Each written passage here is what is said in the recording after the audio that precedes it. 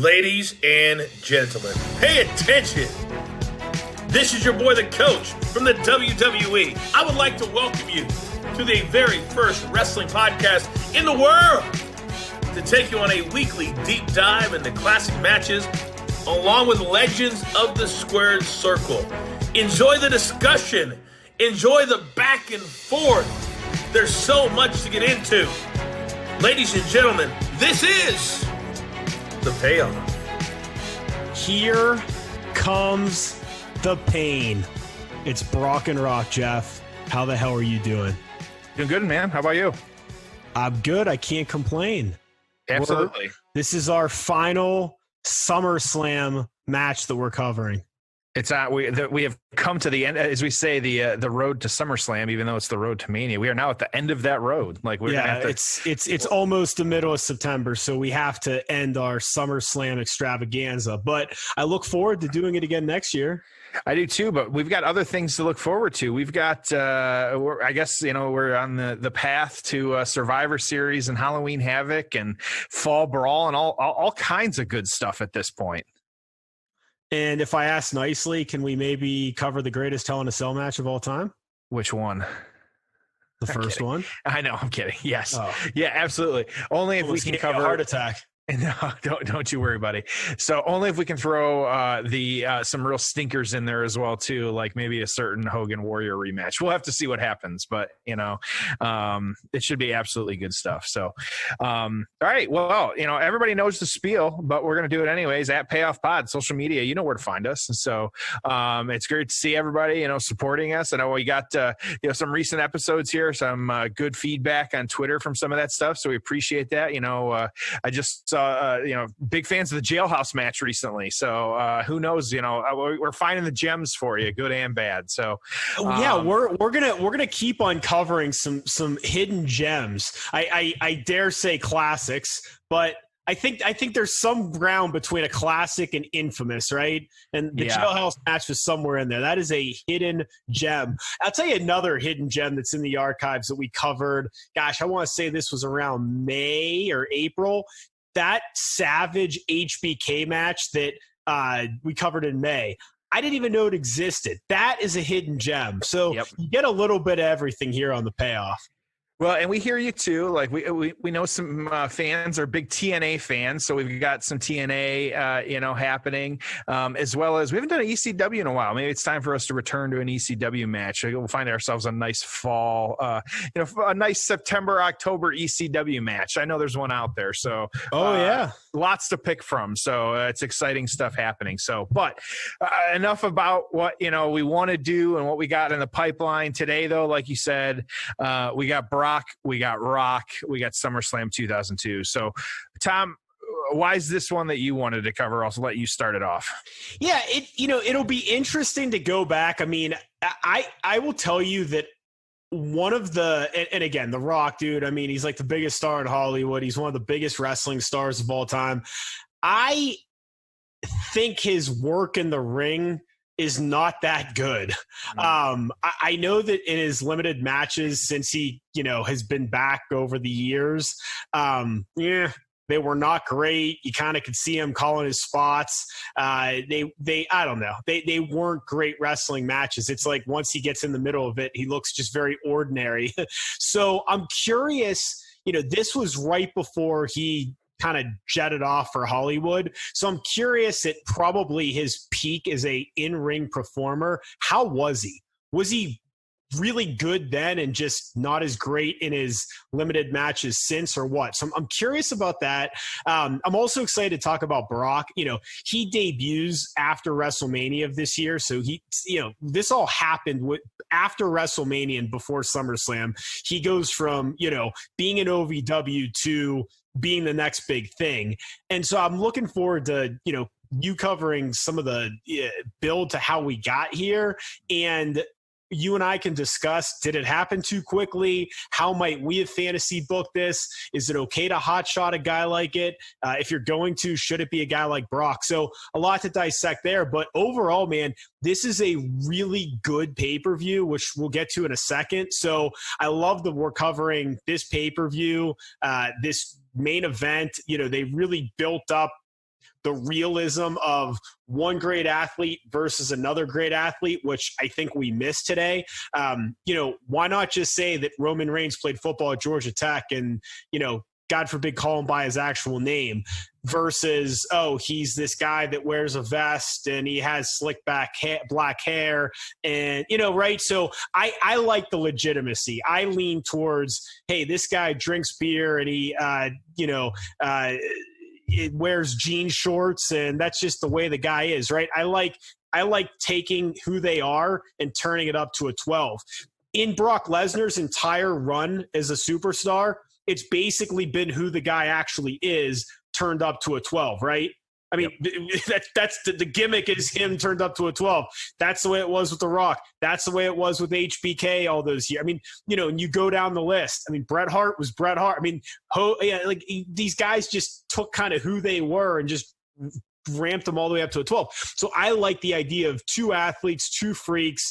Let's just tell the story of who they are. Let's turn the volume all the way up on their personalities, and let's headline the second biggest show of the year with some realism. And I like that a lot. So long answer, but there's a lot for us to talk about, and I'm really looking forward to covering that, but then also watching the match. How was Lesnar? Was he good even though he was green? How was Rock? Was he great in the ring at this time? It'll be fun. What about you, Jeff? Yeah, well, and I think I suggested this one to you, and it was because when I was scrolling through the Instagram feed for the show, of course, at PAYOFF Pod, you know where to find us, that this clip actually showed up like from this match, but then also like WWE recently put out like their 10 best Summerslam matches. We've covered a few of them, but this was on the list as well too. And so I think I texted it to you and I was like, dude, we need to cover this one. And you're like, yes, absolutely. So it's one of those where, so that was what kind of brought it to my attention, reminded me about it. But I'm like you in the same way of like, so much of what we associate Brock with is like, I say the quote current run, which has been like 5-6 years in the making, dude. Yeah, it's been like a decade that he's been back, right? And this was like, it doesn't feel like it, but he's been. I mean, no. It's just crazy that he's been around forever and he's been back for almost a decade. Well, and this is 2002, so just 18 years where Brock's been doing this. And so to go back to the start, even I didn't remember like some of the little tidbits and, kind of things that had happened and, the OVW stuff. And, I knew it was there, but just kind of like the ascension, if you will. And so not the tag team, but Brock's. And so, yeah, just going back to that, original kind of who was Brock and what was he about? Like, I'm excited to talk about that. So I am ready for the build, my friend, if you are. All right. It's time for the build. Oh, it's time for the build. All right. We're at the Nassau Coliseum, which apparently is an absolute shithole. The only reason I know that, did you ever see the 30 for 30 that they did on the guy that tried to, and actually I think successfully bought the New York Islanders? No, I did not. It's a really, really good. Do you know what 30 for 30 is? Oh, I do know what 30 for 30 is. Okay, yes, just checking. Absolutely. Yep. Dude, so it's I forget what it was called, but this guy, and you have to watch the whole thing, but basically he didn't have any money, but he bought the New York Islanders, okay? And that's when they played out at the Nassau Coliseum. So they were talking about the building and what a shithole it was and how it was empty, and he got the team, and you got to watch the whole thing. But anyways, I remember watching that documentary. I'm like, oh, that's where they had SummerSlam 2002, because I am a big fan of this show, and I think you know why. So yes. Jam-packed, crazy crowd, loud building. It was just an awesome place for this event. So it was a really cool one. This card, so remember these pay-per-views at this time were 2 hours and call it 45 minutes, 2 hours, 50 minutes. I mean, you sit down to watch a 2 hour and 45 minute pay-per-view now, and it's like, that's the pre-show now, especially for these big shows. But dude, so it was just a tight, solid pay-per-view. Like some of these pay-per-views, when done right, it's just 2 hours and 45 minutes of kick-ass matches, a good variety of stuff. And this will really hammer it home. I mean, you kick it off, Angle, Mysterio. Nothing wrong with that. Angle beats Mysterio. Then you get Ric Flair defeating Chris Jericho. So 2 10-minute matches, kind of like great stars, great way to start it. Then you get Edge defeating Eddie Guerrero. Again, 3 clean finishes, 3 10-minute matches, really good. Tag team championships, the Un-Americans, Christian and Lance Storm defeated Booker T and Goldust to retain their titles. Then we get a 16-minute IC title match, RVD defeating Chris Benoit. Can't imagine that wasn't a really good match. The only kind of dud that really looked on this card was Undertaker defeating Edge. Nothing wrong with with defeating Test. I'm sorry, I get my 4-letter wrestling name, Canadian wrestling names mixed up. The Undertaker defeating Test. Yeah, I mean, I haven't seen the match in forever. Maybe it was a classic. I don't know, but not that great of a match on paper, certainly. And then the reason we're here, the double main event. I mean, the last hour of this show is about as good of an hour of wrestling as I think you're going to get. You get Shawn Michaels back from a 4-year hiatus, coming out in blue jeans for an unsanctioned street fight. Never thought he would have come back. Works an angle at Triple H. Triple H turns out he attacks him, and boom, we have Shawn Michaels back in the ring. Is it a one-off? Is he back for good? We don't know. How's he going to look? He looks like $1 million. They tear the house down. How you got me through August without us covering this match, I don't know. The only reason I can think is because we've covered a lot of Shawn Michaels matches. But next year, SummerSlam, we have to cover this match. 27-minute street fight. I won't spoil what happened, but it was a great finish, great match. Also on the top 10 SummerSlam matches. Yes, that's a great point. So this show had 2 of the 10 greatest matches in SummerSlam history, and you figure we've had, oh gosh, I don't want to be wrong here, but 33, 34 SummerSlams. So 34 main events, like 60 or 70 really big matches, and 2 of the top 10 were on this show. So that's what I said. The last hour of this show kicked ass. And then the reason we're here, Brock's coming down with Paul Heyman. The Rock's your undisputed champion. Whew. That's all I got, Jeff. This is going to be fun. Build. Let's talk about it. Which 33. Good job. Oh, okay. I was close. You were close. Yeah, absolutely. So, like we said at the kind of the start here, we had Brock, started, it was actually in 2000 in OVW, Ohio Valley Wrestling. Actually kind of where he met Paul Heyman. There's a very good kind of Brock and Paul Heyman network show or kind of special documentary. Definitely go back and watch that one. It's a little older at this point, but I remember watching it a few years ago actually with my brother, and it was one of those where even him and I were both like, shit, I didn't realize just the connection they had. These two have been really inseparable and kind of helped each other come up through kind of out the ranks. And so, like we said at the start here, this was Brock though, really, I say in like his, he's very green at this point. Didn't know a whole lot. He had actually, the name of his tag team when he was in OVW was actually him and his, Minnesota roommate, Shelton Benjamin. They were the Minnesota Stretching Crew, and the 2 of them, that was their tag team in OVW. And so now, Tom, it's been a while since we've had some trivia here. Oh, good. Hit me. So I've got some for you here. So Brock Lesnar's college wrestling career. He was just an absolute rock star. I think I had knew but forgotten that him and Shelton Benjamin were obviously, I knew that they both wrestled, forgot that they were roommates. So Brock in 4 years of college wrestled 111 matches. He came into college 33-0-0, his wrestling record. Out of 111 matches, how many did Brock lose during his 4-year NCAA career? 3.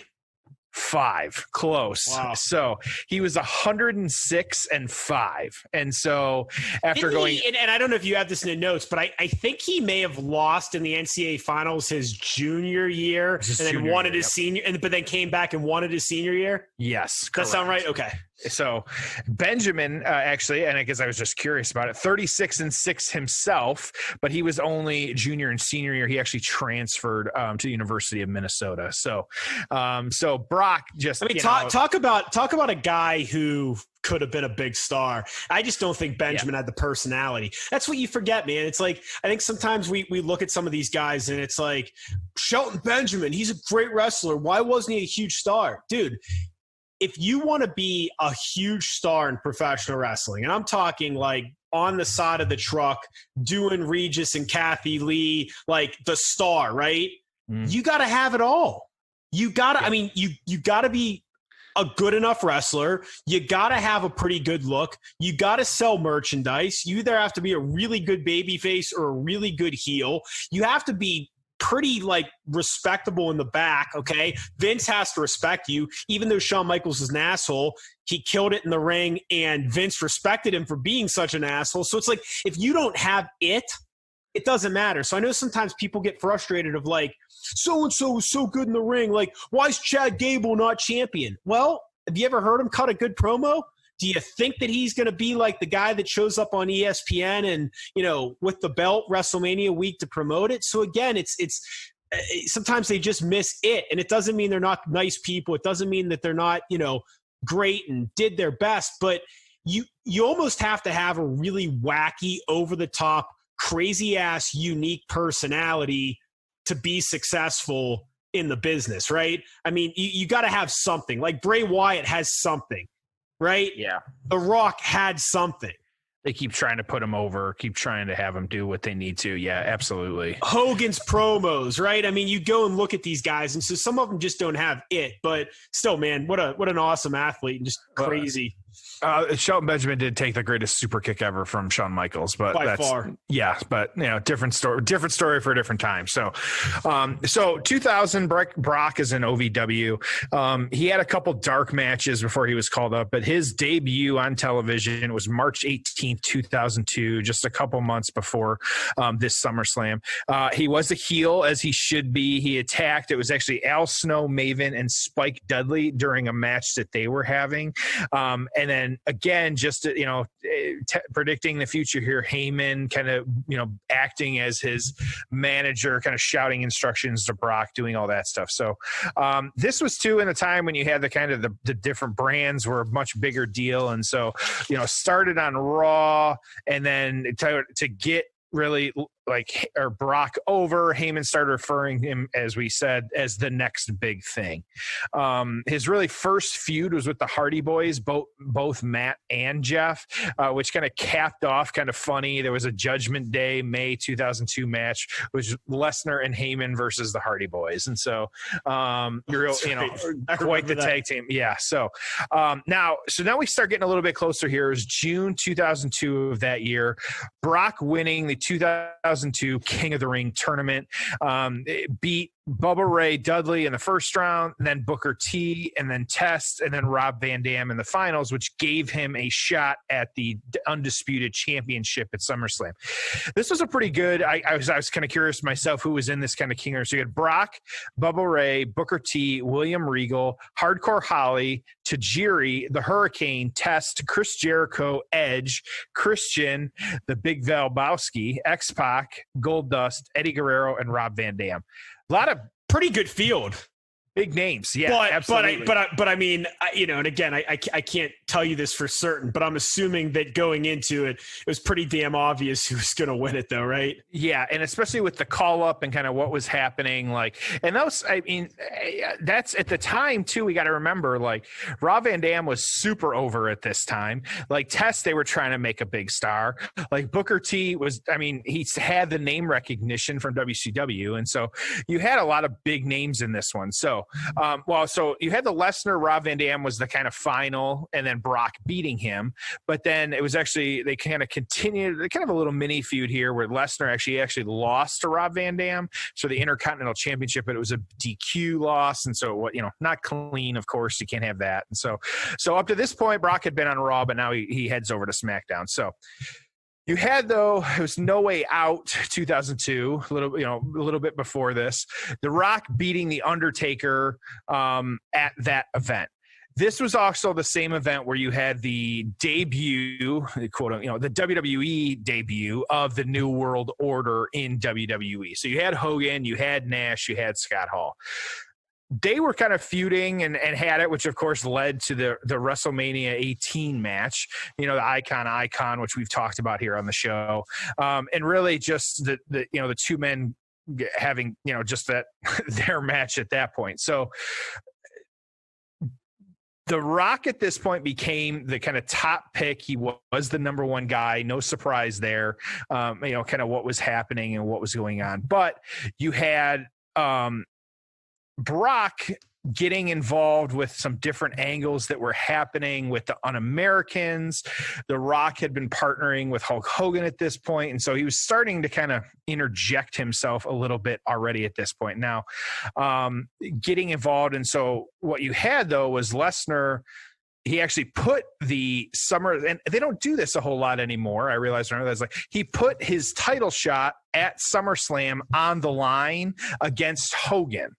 And it's actually a great point. Like, you know, even every once in a while, you'll see someone like put their money in the bank briefcase on the line. I actually wouldn't mind a little more of that. I like that. And I feel like anymore nowadays, we expect like a cash in by the end of the night, and so this is one of those where you don't see, like, I feel like, you need the briefcase. You could build so much more story versus like you win it at the top of the evening and then you lose it at the beginning or at the end, it takes so much of this potential storytelling away. But, you had this. And so either way, you did have Brock beating Hogan.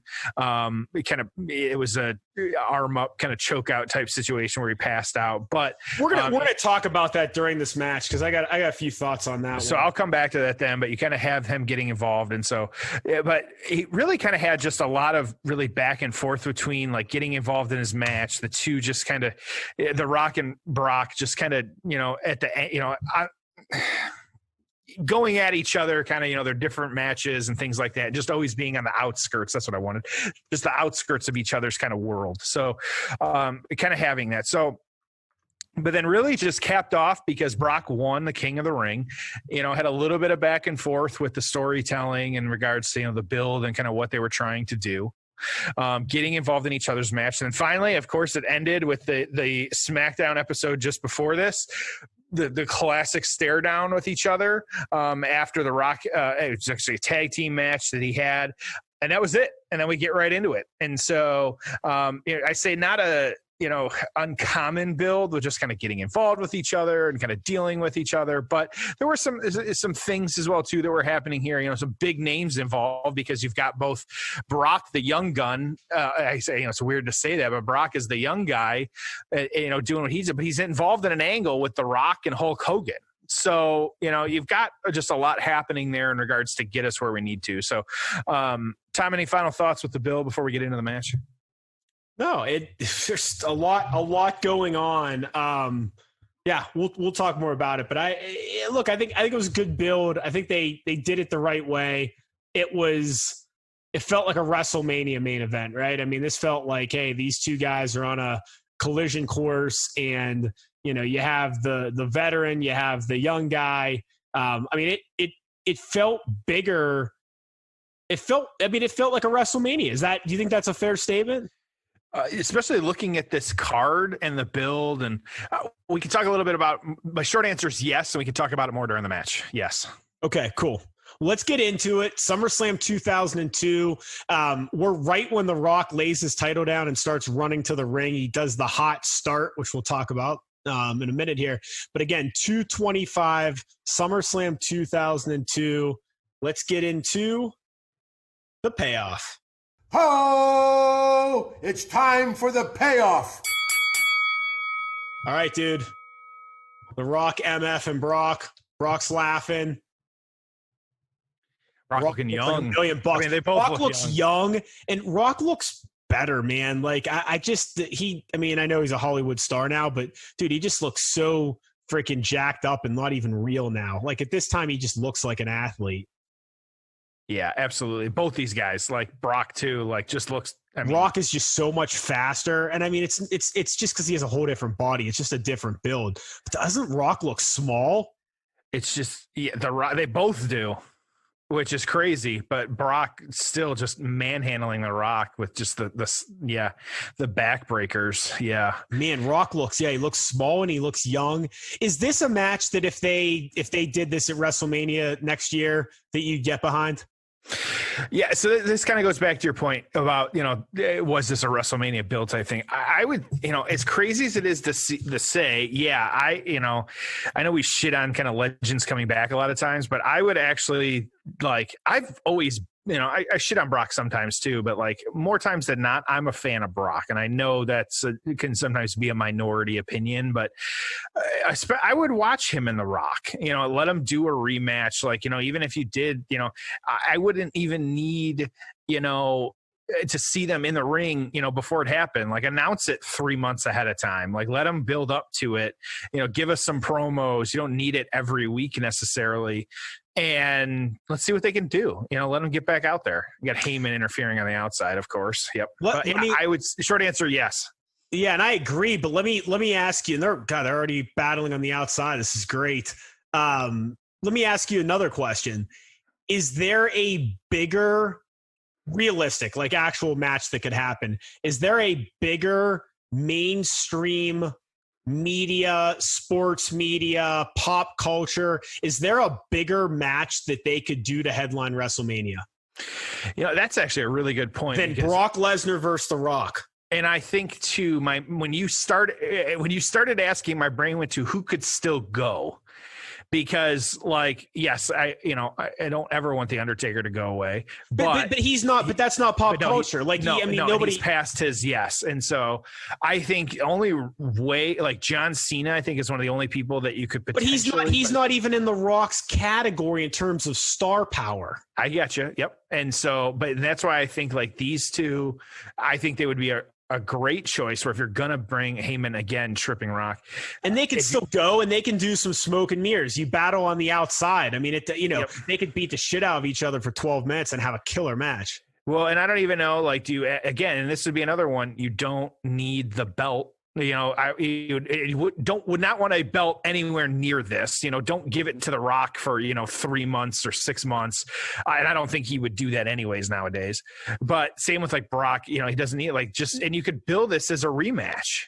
And and you can. I mean, there's so many angles you could take here, but I mean, God, it's I think I think it could be a mega match. And then if you want to really go over the top in terms of Hollywood, ESPN kind of glitz, I mean, you could throw a Conor McGregor in as the special enforcer or the referee, right? I mean, Daniel Cormier's just retired. They've wanted Cormier for a long time. Yeah, someone, and I don't know that world enough to know who the biggest star is. I mean, I know McGregor's a huge star, but I mean him or a Floyd Mayweather, right? I mean, you just go something like that. I'm just this. I mean, that could be because the problem is when you involve celebrities, you either get something that works in terms of getting ESPN's eyeballs on it, like Mayweather and Big Show. Yeah. But then I want to go to the bathroom during that. A wrestling fan doesn't give a shit. Or you can get something that, I mean, they just rarely do they do something where it's like Tyson, Austin, HBK. Yeah. That was perfect. That was sports fan that didn't even know wrestling loved it, and wrestling fans holy shit, this is awesome. And they've only been able to do that a few times. And this is one too where I think over the course of just this story, and we haven't talked about it much, is The Rock. Both of these guys came into this, the roles would almost be reversed because Brock got over by the end of this. The fans were hating The Rock by the end of this, a little bit of a spoiler, but the roles would almost be reversed because Brock would be just hated if they came back right now, could play the heel because that's what he should be playing. But The Rock is the people's champ again. He is the face. And so you could really, tell a lot of storytelling with those stories of how far the characters have come and the arc and things like that. And so, we don't do a whole lot of fantasy booking around here, but I think that's one that, the apple's right there, pick it. Let's see what happens and what's going on. And so Heyman's just all over this match, man. Just crazy. That's about 4 or 5 times now Heyman has gotten involved in the match, which has been just fun to see. Rock trying to get the sharpshooter on, going for it again. I forgot that that was like something he'd always try. They're booing the shit out of him. I don't know if you can hear that, Jeff. Yep. It's the iconic kind of photo right there. The Rock kind of with the sharpshooter locked in, and Brock just not giving up. So you had a thought here about Hogan and all that? Yeah, I don't know. I wonder how you could have maybe used Hogan better. So, Hogan's back was bad. I guess him and Vince weren't getting along. He skipped a tour to Australia around this time that he was promoted for. So there's some heat there. But, Lesnar just beats the shit out of The Rock, or out of Hogan, leading up to this match. And it's just, I'm like, man, if you have this opportunity to make Brock, I don't know. I wish they could have used Hogan better, maybe in his first title defense or maybe on another pay-per-view. I don't know. I also wonder, and again, I mean, if you're going to do it with anyone, you do it with Lesnar, but I just wonder if did they blow their wad too soon with this whole Lesnar thing? Because if you go into the fall, it's like, I mean, remember that by 6 months after this match, Brock Lesnar is a good guy that wins the Rumble and beats Kurt Angle for the title. So it's like this whole him being a monster heel, this all happened so fast. And then remember, by WrestleMania 20, he's completely gone. So I don't know. I guess in one way, it was smart to get what you could out of him because he did leave so quickly. But maybe if you wouldn't have run him into the damn ground, he would have stuck around longer. So again, 2020 hindsight, of course. But I just wonder if they could have done a little bit more of a build with Lesnar other than wins King of the Ring, wins the world title at SummerSlam. Like, could you have just made him an Intercontinental Champion for his first 6 months or 12 months that just kicked ass, destroyed everyone, and then you build towards finally defeating whoever it is, right? Hulk Hogan, The Rock, whatever. But again, circumstances were what they were. Rock's on his way out, so he's got to do the job at SummerSlam. You put him over Hogan quickly because Hogan's, on his way out. So it's like they did what they had to do based on the talent, but I thought it all happened way too quick, and it could have been a far better build because this whole him as a heel monster, it lasted all of like 6 months, 7 months. Well, and this speaks to just the overall product. And I'm sitting here thinking like, pushing the guys too fast. And we've talked about, other wrestlers and how like, the Fiend getting pushed too fast and like the call ups and guys getting, a 3, 4, 5, 6 month push. And then, when was the last time we saw Ricochet on TV? And so, just like certain things like that. And this is kind of the same type situation. They obviously saw something in Brock, and that Rock was willing to do the work on this match too, to really kind of get Brock over there. It hasn't been, we're in kind of a rest hold at this point, and I'm just kind of, laying there, and Brock's got him wrapped around the waist. But, and so there's been some decent spots here, but it hasn't just been fantastic wrestling. I love how he's choking him out, even though he's got him like wrapped up around his waist, because that's a thing. So, I thought maybe he had him somewhere else. Nope, he definitely just has that. But I think you bring up a really good point though, of like, it's so hard though, even looking at it nowadays, of like, when do you pull a trigger or not pull a trigger? Because like Brock, he was in his, young, but look at the guy, he should be a superstar. But then just like behind the scenes and like other people and all this other stuff, it just doesn't always play out that way. So I just guess in general, I'm a slow build guy. So you and me both, yes. Even Goldberg, it's like I wouldn't have done it, with Hogan at July. I would have gotten to, Starrcade or gotten further. Like no one was like, hey, if they don't give Goldberg the title immediately, I'm out, right? Yeah. Like if Goldberg just whipped ass for another 6 months and then finally won the title versus Hogan at Starrcade, would anyone have complained? Of course not.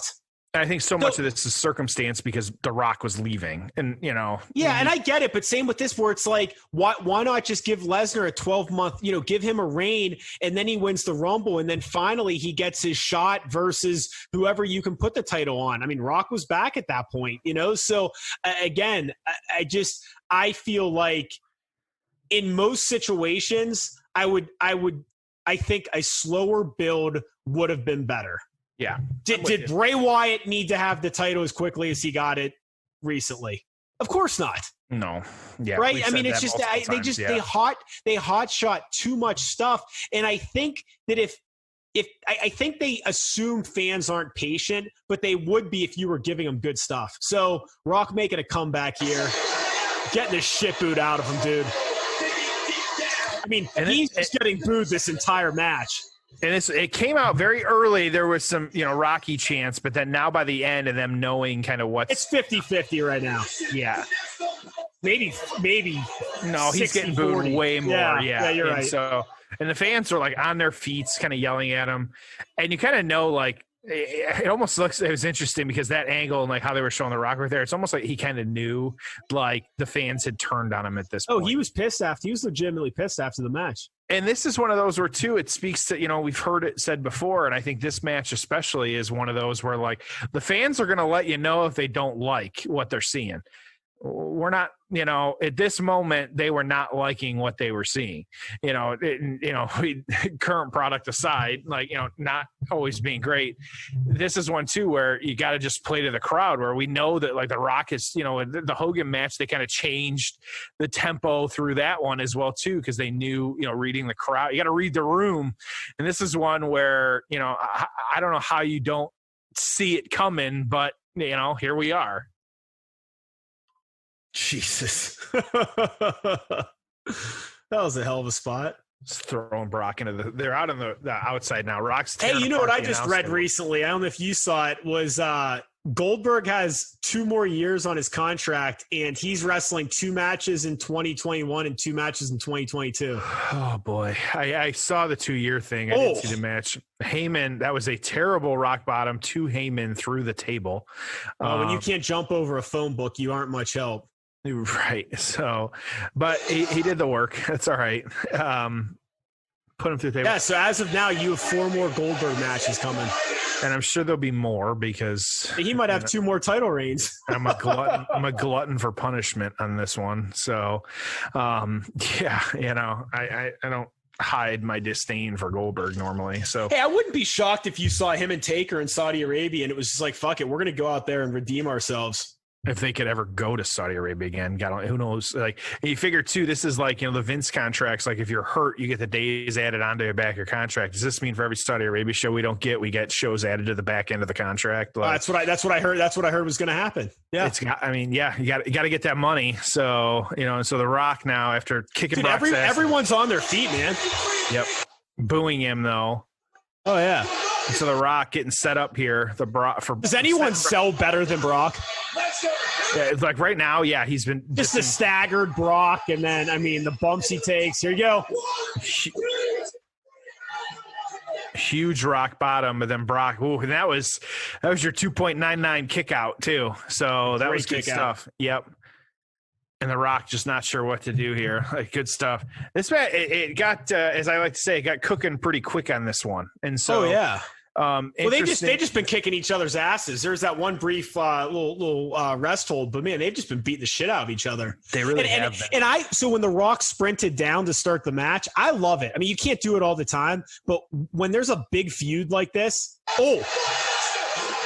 Brock with a rock bottom. Going for the pin. Laying him out as well, too. Yep. Crawling over, too. But yeah, I think during a feud like this, I think sprinting down to the ring, like I don't think, big matches, like 2 guys like this that hate each other. It's like the Edge Orton stuff. And granted, it wasn't in front of a crowd, but like that's the kind of feud where Orton can take his entrance, and then Edge needs to just come out of the crowd and just beat the shit out of him, right? Like, right. Yep. Yeah, and this is one of those where it makes sense, and that was The Rock laid the belt down, way at the very top of the entrance ramp. Yeah, but you do it in 1 or 2 main events a year, and I think it has a lot of it has a lot of meaning to it. It's just one of those little things, yeah, that looks good. So both guys down on a knee, trying to get up now, beat the 10 count. You don't see the 10 count very anymore either. Just one of those things. And so kind of just 2 big men just kind of going at it. People's elbow. They're going to boo the shit out of him. Yep. Getting set up for the people's elbow.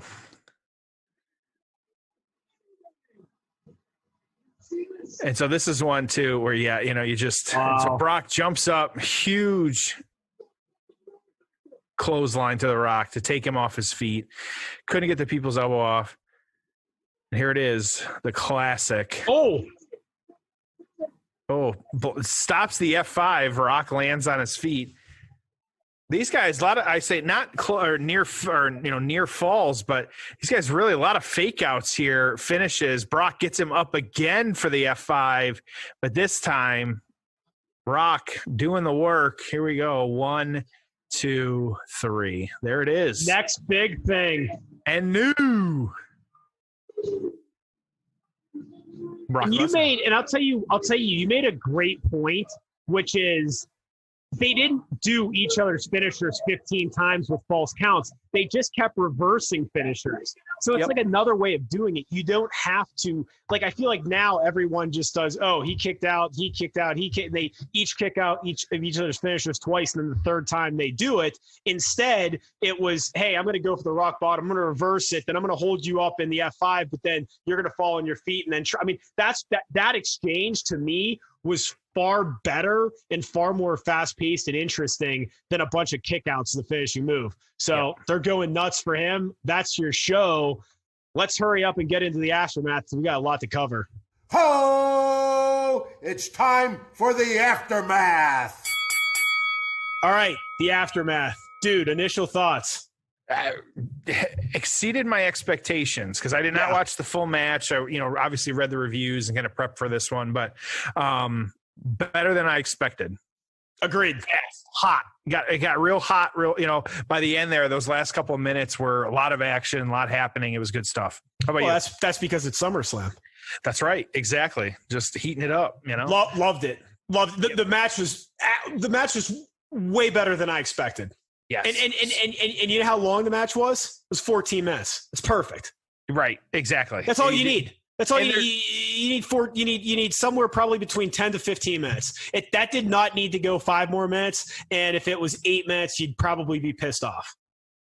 And sometimes the long match makes sense, but this one, let's get, two big guys don't need to spend 30 minutes going at it. So, and like I said, what a perfect last hour to the pay-per-view, because you got the, think about the last hour of the pay-per-view. You got the Shawn Triple H build, the big vignette. You got a 30-minute classic. Then you get the vignette for this match. Then 15 minutes, boom.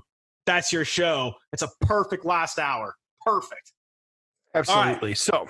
So what kind of happened here? What's going on? So obviously Brock beating The Rock at this, event. He was now the WWE undisputed champion. He was also the youngest WWE champion. Brock was 25 years old. Ever at the time? It's at the time. Yeah. And then Orton would beat that. And The Rock actually at the time was the youngest champ before that. And so, kind of had that interesting back and forth. He was also one of the interesting factoids I found here was that he was the second fastest wrestler to win the championship. Second fastest since debuting to win the world championship? Yes. At that time? Yeah, at that time, yes. Oh my God. So who would have been first? It took Brock 126 days. It took Ric Flair 113. Well, since Flair debuted in the WWF and winning to win the title. Okay. Yeah. I'm thinking of a young guy, but okay. All right. No. And so, but yeah, there you go. So interesting.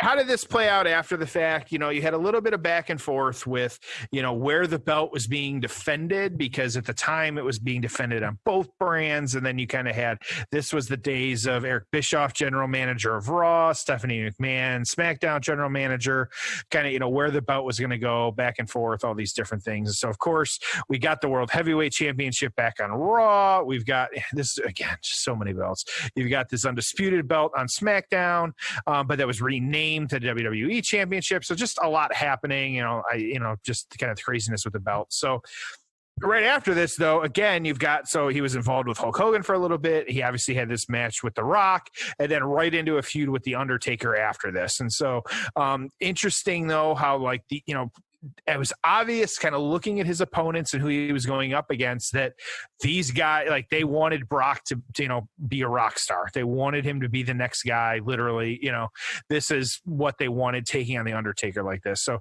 the two of them, they had a Hell in the Cell match as well too.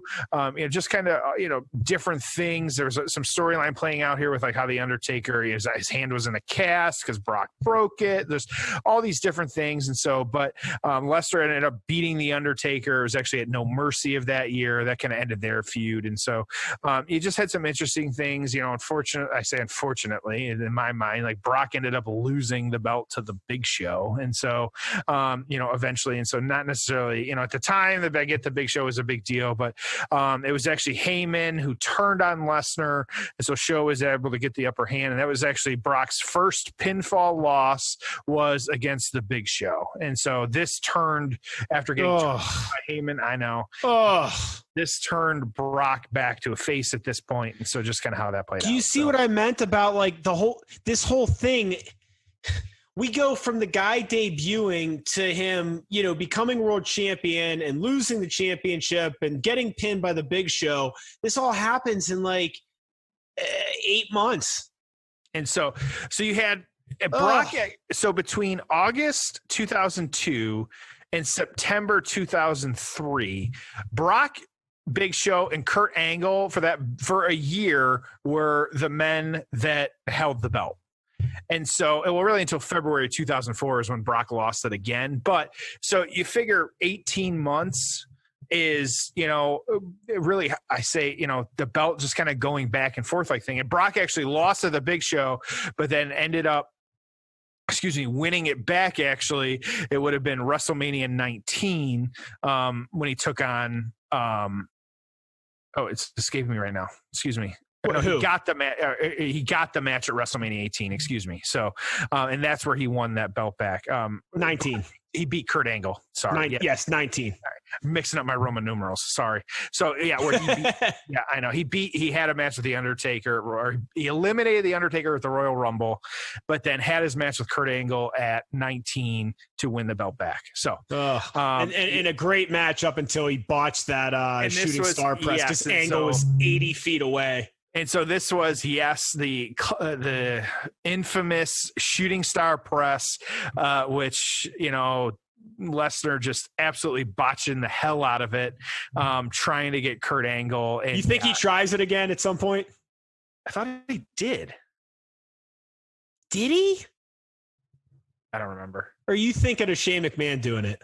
I know Shane did it. I thought Brock did it again. I can't remember. We'll have to look it up. I don't think he did. I don't Let remember. us know, Twitter. Our wrestling minds are escaping us, and we can't remember what happened here. So, but that's okay.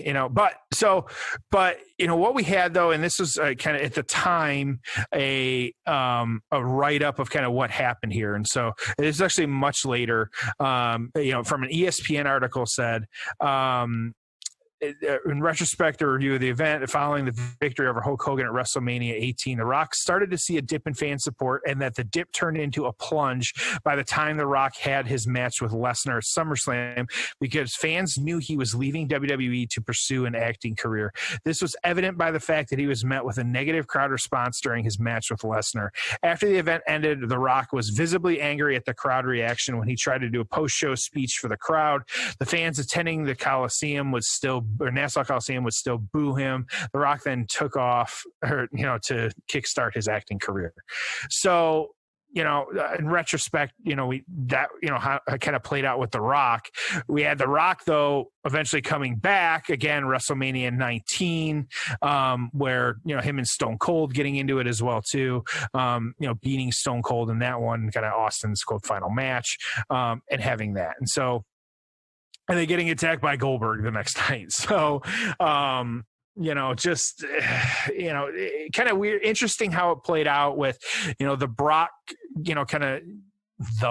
Brock kind of, back and forth with the belt a little bit. And then The Rock, really, this was, the takeoff of his acting career. And so I don't, not going to say part-timer at this point, but, kind of, 1 foot in, 1 foot out type situation. So, Tom, any thoughts on this, kind of how this played out or the aftermath before we get into the reviews? I just, again, I love this match, and I know that there were some constraints in terms of talent available and everything, but I actually think that they could have done a far better job with Brock's first year. Yeah. I just do. And again, they may say, well, we are limited on talent, guys coming and going. There's no Austin around. Hogan's beat up and obviously 49 years old. Rock's going to Hollywood. We needed a star. Okay, I get it. So, I mean, that's probably why, but I would have loved to have seen this guy with an IC title reign, beat the shit out of everyone as a heel, get to WrestleMania when he wins the title. I just slow everything down, man. Just slow it down. Yeah, absolutely. So getting into what were the reviews saying, what was happening at the time, all that good stuff. So, Brock this year coming in at 17 on the PWI, The Rock number 9. I actually looking at it. Brock was most improved this year as well, too, which makes sense. So he had that going for him. I'll give you the kind of, reviews and write-ups and then throw it over to you first. And so PW Torch on this one, kind of overall, they gave this one, Wade gave it 3 3/4 stars. Oh, kind of wrapping it up with the crowd popped huge as if the babyface won. Cole proclaimed that Brock was now the youngest WWE champion in history. Brock came through well in his first true big test as a headliner, and a lot of credit goes to The Rock. Next, and so kind of one of the review roundup that they have. So everything clicked tonight, from the oval-tastic set to the matching outfits on Rocky and Brock Lesnar. While we're on the subject of the main event, it was a worthy performance by both guys. It's obvious that the Long Island fans bought into Lesnar as a main event player. They were in the building specifically to see the next big thing capture the world title. WWE should probably resist the temptation to turn Lesnar face, at least for the moment. Was it fair to The Rock that the crowd turned on him? Well, no, but this industry has never been about fairness. So interesting there. So you got 3 3/4 from the PW Torch. And so the Wrestling Observer, way too low. The Wrestling Observer newsletter on this one gave the match of the night was Shawn Michaels and Triple H. Correct. It was interesting because with all speaking to the nature of this card, there was 4 matches that were ranked higher than, or 3 matches that were ranked higher than The Rock and Brock Lesnar. So the order of their kind of poll was you had Shawn and Triple H, Kurt Angle and Ray, Benoit and RVD, and then The Rock and Brock, getting very few votes on this one. But almost interesting, how at the time that was how it was perceived because this card was so good. The full one on this one, the crowd almost took away attention from the match because of the pro-Lesnar reactions being so strong. This was similar to the Rock-Hogan match at Mania, and that the announcers who play to the babyface didn't know how to handle it. Cole really didn't acknowledge it at all early until Taz made a reference to fans having the right to cheer for whoever they wanted, but they continually portrayed it as a mixed crowd as opposed to what started out that way but grew progressively pro-Lesnar. Heavy booing when Rock got Lesnar in a sharpshooter and cheering when Lesnar got out. Heavy booing when Rock raised his arm after it fell twice, teasing the Hogan finish from SmackDown. They booed Rock out of the building for a low blow. Rock made a comeback, catapulting Lesnar into the ring post and using a rock bottom on Paul Heyman that put him through a table. That wasn't pretty. We can all agree on that. Lesnar kicked out of the rock bottom. Lesnar then hit a rock bottom of his own. And so after a series of reversals, Lesnar hit the F5 in the middle and Rock stayed down for 3. Hope Lesnar recognizes enough to give the guy a nice Christmas present for that one. 3 1/4 stars. So 3 3/4, 3 1/4. Tom, your score and thoughts. Man, I've got this thing at an 8. It was I mean, the build, it's the next big thing. It's Brock Lesnar. I think it happened too fast, but the idea is he kicks the shit out of everyone. The guy's a freak athlete. There's nothing you've ever seen like him. I don't even think Goldberg in 1998 even compares to just the badassness of Lesnar. Okay. So Lesnar's that big, that fast, that good. Okay. And then The Rock's The Rock. We all know the story there. So Brock, the build, the way they, told the story of these two athletes, I thought that was excellent. Okay. The match, again, it exceeded my expectations. It's 14 minutes of the two guys just kicking ass. The finish is excellent. It was really well done. It wasn't overdone. It wasn't the 8 finishers and kickouts like you see too much now. Didn't have blood, didn't need it. Just two athletes. It was believable. You'd put it in front of someone that wasn't a wrestling fan and they'd be hooked to it for 14 minutes. I loved it. I'm giving it an 8, a really strong 8. Again, my critique is maybe a little bit longer of a build, maybe building Lesnar longer. I would have liked to have saw Rock maybe embrace the heat a little bit more like he did at WrestleMania. He was probably just getting sick of getting booed at this point when he was supposed to be the good guy. And then the aftermath, I mean, there's nothing that really happens, and I don't like how they book Lesnar all fall. So solid 8, great match. Go back and watch it. I think the sheets just had this wrong, and I don't know why. That's my opinion. What about you, Jeff? Yeah, I have this one at a 7, and it's solely because of like the build and the aftermath. I thought the in-ring, while it wasn't technical wrestling, it was a good match. It was very hot. I don't hide my, the fact that I appreciate, like, you get a little bit of a slow burn in the ring. And then once you get cooking, it's, I'm sports entertained. I was definitely sports entertained by the end of this one. But I think when you look at the kind of overall package, it really did just kind of flail after this in regards to what these guys were doing. I think, of course, eventually you got to let your babies leave the nest type thing. And so The Rock, it was his time to leave the nest. But, I just, for him and for, Brock, and it really speaks to just not accepting that this can be your guy. Let him be your guy. And, I had to give it to Big Show and Kurt Angle a few times on the way. And so it just, that I think hurts this overall. But the in-ring product itself was pretty good in my opinion. And it's fun to look back and see just kind of like what Brock was and where, really where he started when he was just very green. And so I'm at a 7 on this one. All right. It's your opinion, even though it's wrong. That's fine. I appreciate that, buddy. So, all right, close us out.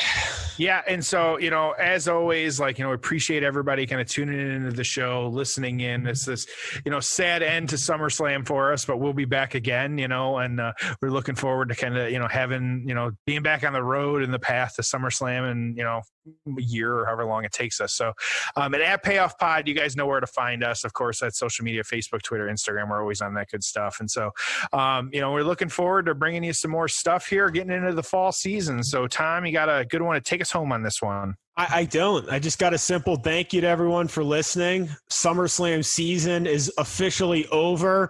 We'll have a great fall for all of you. Appreciate the support at PAYOFF Pod. This is Tom and Jeff, and this is another episode of The Payoff.